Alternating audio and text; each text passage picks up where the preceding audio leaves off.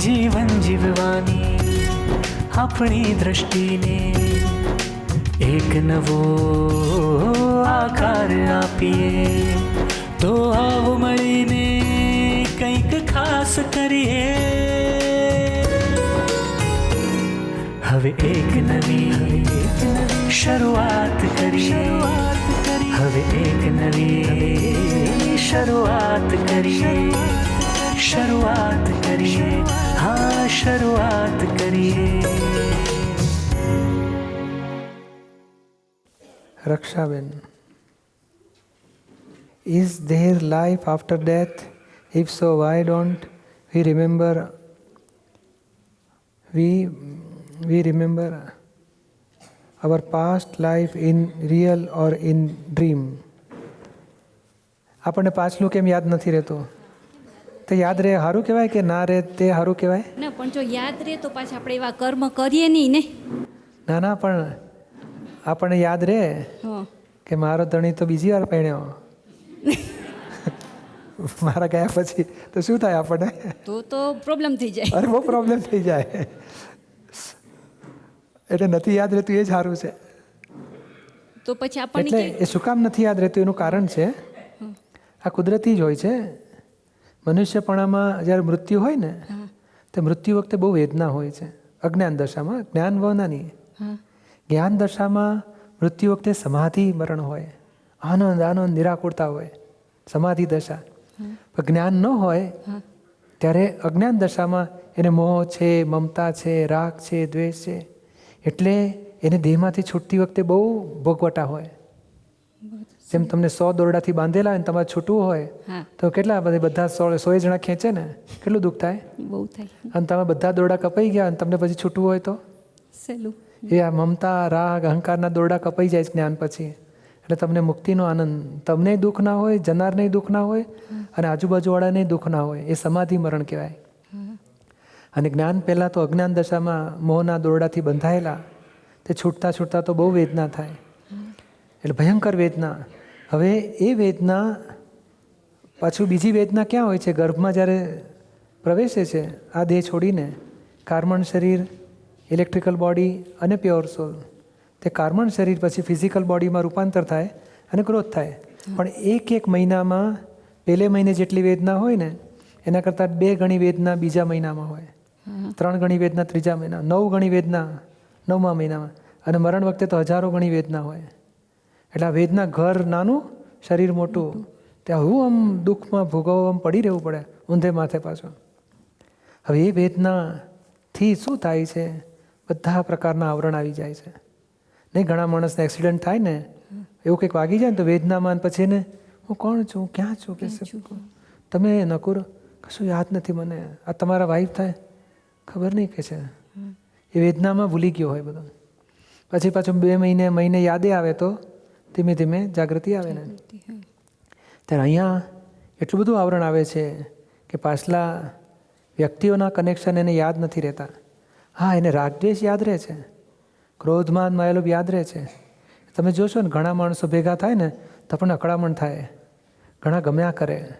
એ આકર્ષણ વિકર્ષણનું પરમાણુ લઈને આવેલા છે, એની અસરો છે. બાકી આ ભૂલી જવાય છે, અને ભૂલી જવાય છે સારું છે. કારણ ગયા ભાવની વાઈફ કોણ, ધણી કોણ, મા બાપ કોણ, છોકરા કોણ, એ બધું જો યાદ આવ્યા કરે ને તો દુઃખી થઈએ આપણે. બરાબર.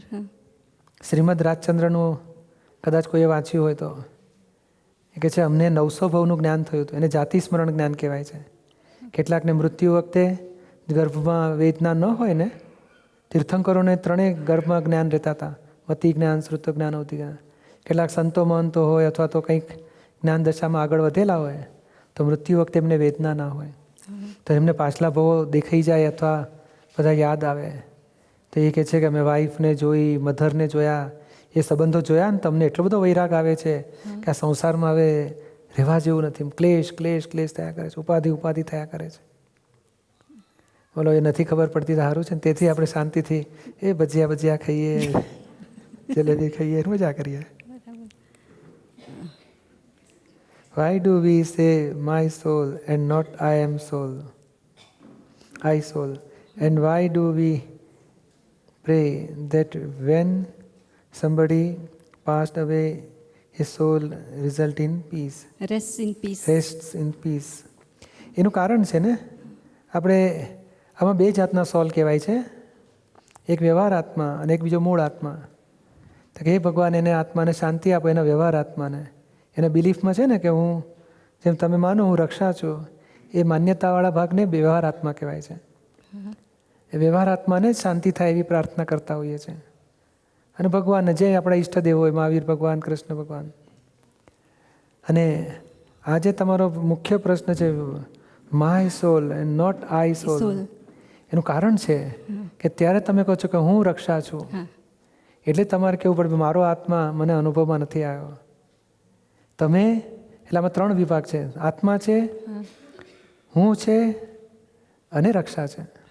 હું રક્ષાના સીટ પર જતો રહે છે એટલે આત્માથી જુદો પડ્યો છે. બરાબર. એટલે પછી કે મારે આત્માનું મારે જ્ઞાન જોઈએ છે, આત્માનો અનુભવ જોઈએ છે. જ્યારે હુંને ભાન કરાવીએ છીએ કે તમે રક્ષા નહીં પણ તમે શુદ્ધ આત્મા, ત્યારે પછી હું આત્મા બોલશે, રક્ષા જુદા છે એવું બોલશે. ઓકે. એટલે આમાં ત્રણ આવે, બે નથી. લોકો શું કે દેહ ને આત્મા, દેહ ને આત્મા, પણ આત્મા મૂળ છે. આ વ્યવહાર આત્મા છે, જે હું રક્ષા કેનારો વ્યવહાર આત્મા કહેવાય છે. અને રક્ષા છે એ જ આખું પૂતગલ તત્વ કહેવાય, એ જળ પૂરણ ગલન થાય છે એમાં. તે રક્ષાબેન ભલે રહ્યા એની જગ્યાએ, પણ તમે માનો છો કે હું રક્ષા છું, એ તમારી રોંગ બિલીફ છે. એ રોંગ બિલીફમાં તમે બેઠેલા છો, એટલે તમે આત્માથી જુદા પડ્યા છો. એ રોંગ બિલીફને અહંકાર કહેવાય છે, એને વ્યવહાર આત્મા કહેવાય છે. અને અહંકાર હોય એટલે બુદ્ધિ ઊભી થાય, બુદ્ધિ આત્માથી જુદી પડાવે છે. રક્ષા હું શું માનો છો બુદ્ધિથી, એને દેહમાં આત્મબુદ્ધિ કહેવાય. ત્યાં સુધી તમને આત્માથી જુદા પડી જાઓ છો. જ્યારે તમને જ્ઞાન આપીએ છીએ ત્યારે અહંકાર તૂટે છે, બુદ્ધિ છૂટે છે, અને હું ખરેખર જ આત્મા છું ભાન કરાવીએ છીએ. ત્યાર પછી તમને રહે છે કે હું આત્મા જ છું. એટલે અત્યારે મારો અહંકાર કેનારો, મારો આત્મા કેનારો અહંકાર છે, અને આત્મા આત્મા જ છે. સમજાયું ને? સમજાયું. એટલે જ્ઞાન મળ્યા પછી અહંકાર જશે ત્યારે તમે હું આત્મા છું બોલી શકશો. અત્યારે ગમે તેટલું બોલે ને, ઘણા બોલતા જ હોય છે ચોપડી વાંચીને, પણ એને ટકતું નથી. કોઈ કહે ને રક્ષાબેન તો આવી છે ને તેવી છે, એટલે તરત ભોગવટા આવે. ત્યારે આત્માનો સાચો અનુભવ એનું નામ કહેવાય કે રક્ષાબેનને ગાળો ભાંડે તો તમને દુઃખ અડે નહીં. એ સાચો આત્માનો અનુભવ ટચ થયો કહેવાય.